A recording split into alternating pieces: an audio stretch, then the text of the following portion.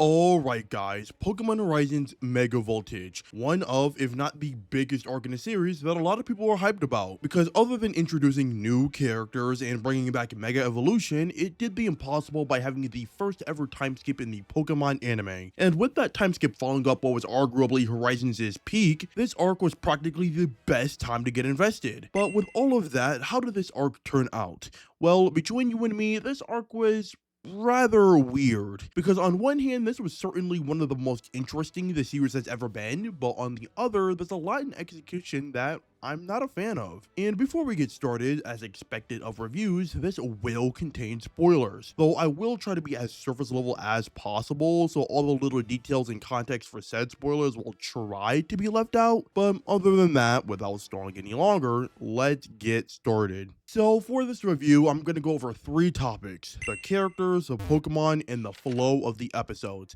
The flow of the episodes is where most of my general thoughts about the arc are going to come in, with the characters and Pokemon just being an update on certain members of the cast. And starting with the characters, we first have the Rising Voltaclers. Firstly, I want to go over the main trio, and to sum them all up, they far outgrown the chaperone little kids they were before. Roy is the most interesting and standout example because they portray him to be this new Fareed, but other than that, you can still see even Liko and Dot having much more grit in the time skip. There are people you can take a lot more seriously, and I like that direction. And then after this is going to be the adult members of the group, who for me were the most interesting parts of this time skip. Being part of the Rising Voltaclers was much more essential to their character compared to the kids in my opinion, so seeing how they turned out was a lot more compelling. Unfortunately, once they all get back together, they go back to being background noise that pops in and out of relevancy depending on the episode. I don't know what else they can really do, but it is kinda underwhelming. And then the last major pre-existing good guy character is Amicio, which might be the least interesting in this category to come out from this time skip. Based on the end of the previous arc and the beginning of this one, it seems the series had very big plans going for him, but partway in, they choked and devolved him from the guy he was before. They do put him back on track at the end, but for me, it almost feels like he's at the exact same place from where he was as a character last arc. And then lastly, out of the good guys in general, is going to be the new character Alt, who's definitely the most entertaining and interesting in the show so far for me. His lack of involvement and knowledge of the pre-time skips event made him a wild card of sorts, but it does screw him over by the end, for which my only complaint is that his character conflict during the finale was a bit rushed. Not that I hate the idea of choking against the five heroes, but I do feel like he gets shaken up by them way too quickly. Regardless, depending on how they handle him later, it's only gonna go up from here. So now after the good guys are the main villains, the explorers. Unlike the good guys, I feel like I have virtually no good things to say about them. Spinel and Agate are relatively the same. Spinel does his cryptic lines that probably won't happen until the end, and Agate acts as his right-hand buddy that gets foiled by Dot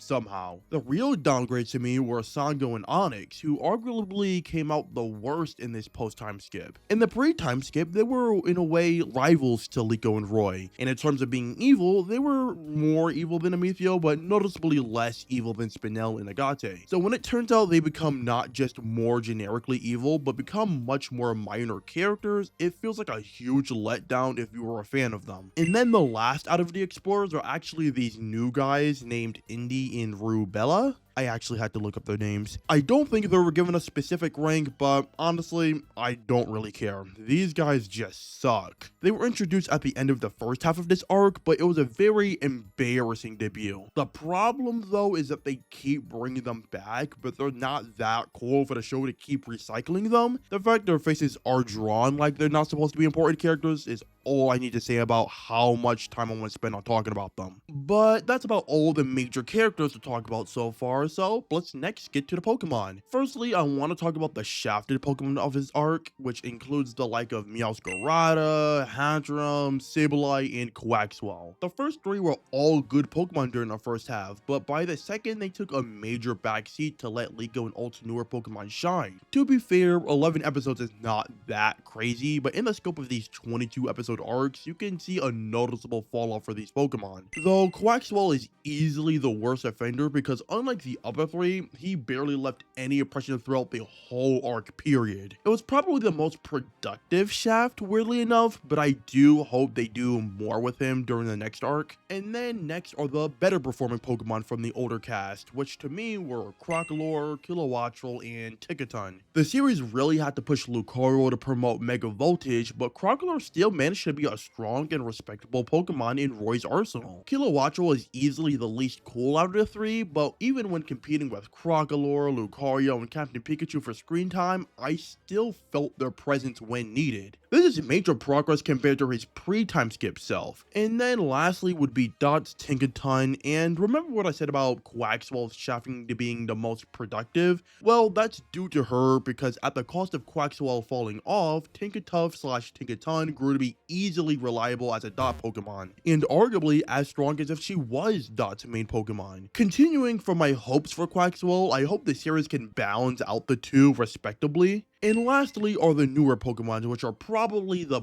biggest grabs of the arc. Lucario might be the most basic because so far it didn't really bring much to the table other than superficial stuff, and recently has been a tough year for the Lucarios in the anime's community, so all I gotta say, if things don't get better soon, this Lucario might be cooked. And next, I want to go over Lico's new Charcadet, who I always wanted her to have, but in execution, they are extremely lacking in my opinion. I alluded to this before, but this push for Charcadet left Lico's other Pokemon getting a nasty shaft, getting the attention of Amithio and Diana, having exclusive character development from them, and then even being Lico's last Pokemon standing during the finale. The show really wants to push them to be Lico's next big thing. A big problem as well is that Charcadet doesn't really feel like a Lico Pokemon either. It was mainly captured for being Terapagos' friend, and throughout this whole second half, it doesn't feel as if this bond with her grows all that much. It basically feels like Lico is used as an outlet for the show to make a really cool Charcadet, and because of that, it makes them feel really forced. And then with the last new Pokemon would be Ult's Dragonite, which is Ult's mysterious yet presumably strong powerhouse. One problem is that Ult's moments in the second half of this arc are involving Dragonite, so Sableye gets shafted in order to build them up. And another problem too is that Dragonite's mysterious powerhouse image fades away really quickly in these small stretches of episodes. They do good in their base form in its debut, but later they get pressed and forced to Mega Evolve in the next episode, and then lastly, they lose along with the rest of the Pokemon from the main cast. Mind you, all of that happens within a span of like 5 or 6 episodes. My only hope is that the next big arc finds a way to change this, because this Dragonite is probably one of the most interesting we've gotten in the anime. Oh, and one last new Pokemon I forgot is Dot's Gimmighoul. To be honest, it's probably the most nothing burger capture ever. It feels like the show needed to give Dot something because Lico and Roy did, but that capture did not move me at all. But that's pretty much all the minor updates on this show, so now we can discuss my biggest thoughts on the arc, the flow of the episodes. The best explain is to talk about the two halves of the Mega Voltage arc. The first half is basically gathering the pieces, getting episodes on the scattered Rising Voltaglers and how they turned out of the events that basically caused this time skip in the first place, along with the build up to their eventual revival. There's also the development in the Explorers corrupting its own company, spreading harmful Rec Room to both people and Pokemon, and then being seen as the good guys through it all. The concept of reforming this broken team to combat and revolt against the main villain organization perfectly matched the vibe of this arc's opening titled Get Back. Trying to reobtain the truth that was taken by the main villains personified Mega Voltage, and you can see that as clear as day when watching this first half. But during the second half, we're caught up on what happened to our main characters and main villains with the plot set right in front of us. So how are we gonna move forward?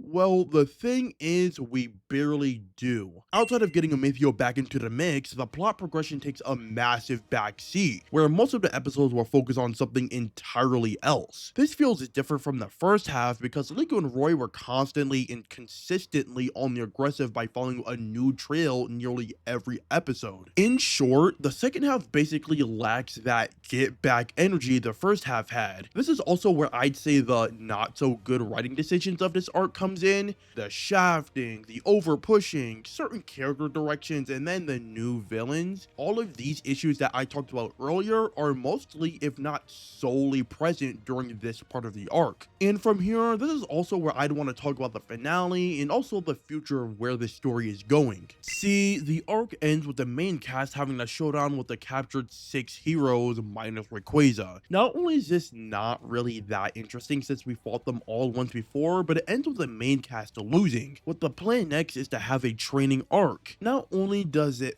feel like it wastes the whole point of them getting stronger since a 3-time skip, but it does feel like a slap in the face due to the narrative draw of this arc. I'm not saying the main characters should have defeated the main team, but how they treated this, it does beat the point of this being a comeback arc. Even now, some people that I know that really loves Horizons find it hard to stay attached for having the main cast basically right back at square one after riding such a big high. And around here, we're getting to the end, so I'll just give a summary of my thoughts. Pokemon Horizons Mega Voltage was an arc that was unique even for its own series, but as time went on, it fizzled out to be not so different from your usual Pokemon Horizons. For a comeback arc, it does feel like a massive waste of time that the only thing that actually came back were our usual allies. I don't even know if this is a bad arc, but I do think the disparity between the two halves is definitely jarring. If I have any hopes for the next big arc, I really hope that the treatment of the Pokemon gets better. Roys are fine, but the rest of the quartet needs to get a better balance among their teams, basically. And for the characters, I wish for Alt to not fall off as a character. He's easily the start of the arc for me, so hopefully the iffy route they had in the end doesn't persist onto the next one. My last big hope is for characters like Emithio, Sango, and Onyx to simply have more presence, as they felt non-existent in this arc. Emithio hopefully to finally cook after being in the kitchen for over 100 episodes, and maybe more insight on Sango and Onyx and a real look on their stance with the explorers. But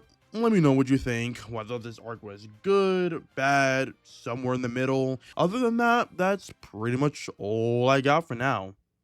Yep. Do it now!